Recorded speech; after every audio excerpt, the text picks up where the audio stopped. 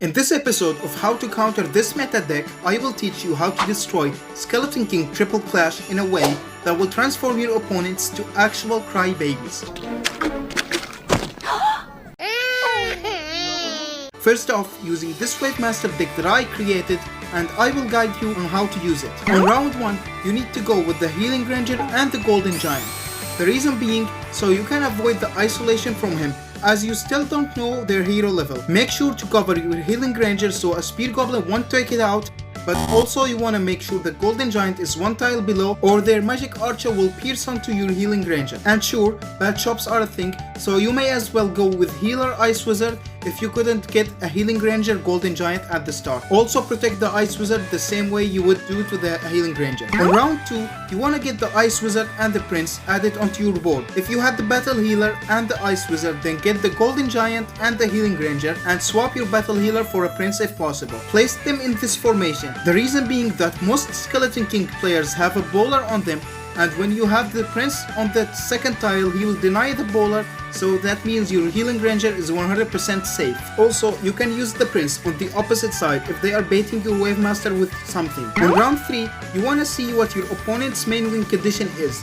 If he's relying on the Archer, since some of them have it instead of a Spear Goblin or the Magic Archer, then you want to get star 2 and 3 on your Healing Ranger to make sure she can out-heal the Archer. Also, if he has an Archer, you might want to place your Golden Giant on one of the walls and the troop lineup beside him. What this does is the Archer will always target the Golden Giant instead of the Healing Ranger in 4 out of the 5 possible columns he can place the Archer in. If he's relying on the Skeleton King himself, then you want to upgrade your Ice Wizard to make the slow stronger and get the Battle Healer to have more tanks. On round 4, if you went with the Healing Ranger double upgrade, then upgrade your Ice Wizard and get the Battle Healer.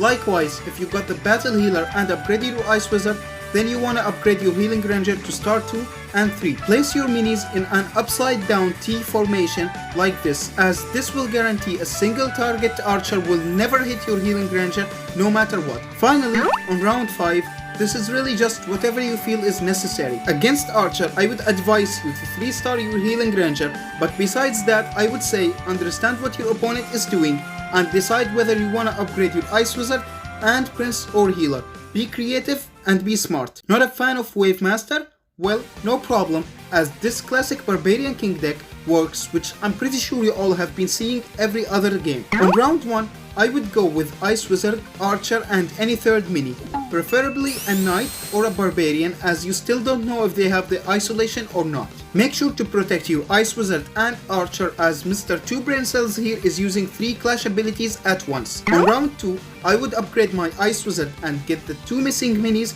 so we would have the whole 5 minis on board, because obviously the Barbarian King gets so much value the more minis there is on the board. Place them in a formation like this.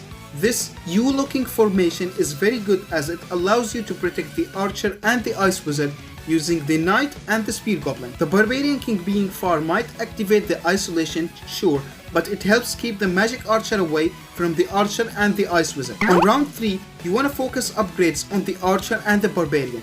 You definitely need the Barbarian's 3rd upgrade and the Archer's 1st upgrade. After that, you should either upgrade the Spear Goblin or get Archer's 3rd upgrade depending on the situation. You might be thinking, why not upgrade the Ice Wizard?